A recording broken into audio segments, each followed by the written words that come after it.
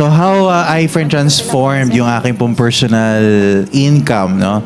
Kasi sabi nga po nila, I used to be a real estate agent and I was earning 12,000 per month as an in-house agent. Almost 6 years po yung aking experience sa pagbebenta po ng kondo. Kung halimbawa, 10 milyon yung kondo na may bebenta ko po, that is around 300,000. So malaki siya kung makukuha ko siya ng buo. However, hindi naman uso kasi sa Pilipinas yung yung cash payment eh. So hulugan po, no? 20%, then 50%, and then 30%. Depende po dun sa hulog ng buyer. So usually nakukuha po namin yon ng mga 2 to 3 years bago siya mabuo 100%. That's why ang pinaka-income ko lang talaga usually is 12,000 a month, which is yun yung namin, yung kumbaga allowance, no? So, every quincenas katapusan, 6,000 pesos lang. Lagi kong sinasabi, nakakabuhay ba o nakakamatay? But when iFern came to my life, that was back in 2016, sobrang nabago po. Kasi the first month income, no, yung 69,200 plus 500 pesos. Yun po yung una kong income kay iFern. Parang pumapatak po na sa 70,000 yung aking pong income. And that is like 6 months na income ko sa real estate. Nagjo-duty po ako sa mall, halos everyday po, namimigay ng flyers. Grabe, kasi nakatipid ako ng 6 months sa pagjo-duty sa mall para lang kumita ng 12,000 a month. But in iFern, as you can see, parang 1 month lang po siya pumatak. Fast forward to becoming a $1 club member, malayong malayo po talaga. If babalikan ko po yung profession ko before, sabi ko sa sarili ko, kailan ko kaya ma-achieve yung 50 million na income bilang isang ahente?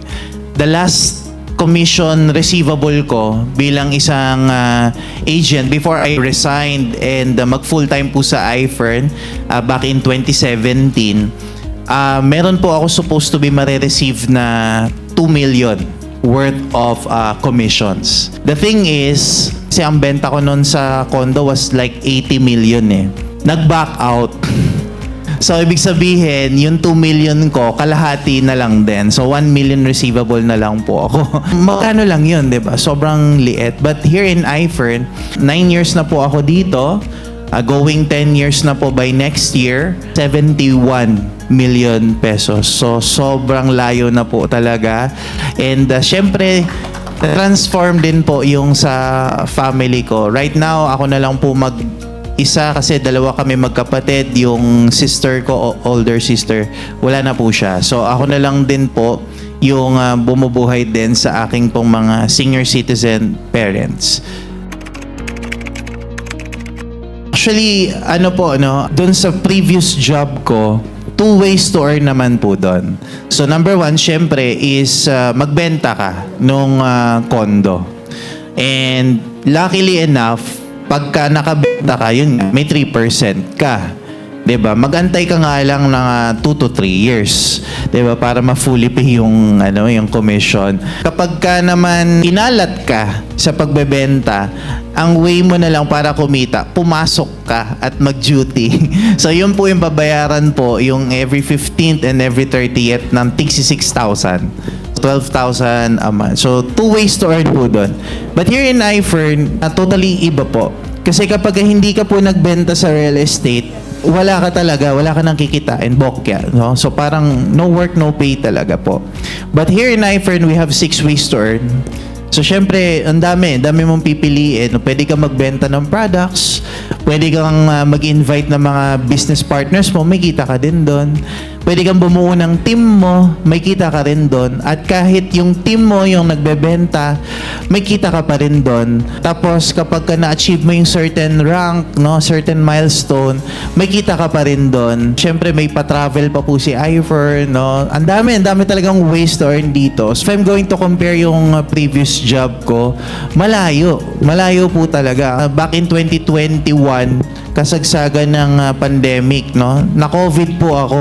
I was sick for 11 days, no? May fever, matinding fever, malala yung yung symptoms ko. But because of the power of our iFern products po, no? Wala namang vaccine noon. Nag-rely lang ako sa iFern products. Gumaling po ako. I survived yung COVID po.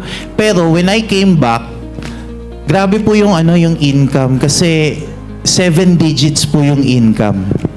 So, ganun po kaganda yung marketing plan po ni iFern, no? So, for our guests, no, na first time makikita yung opportunity, I highly suggest na i-try nyo po itong negosyo po na to.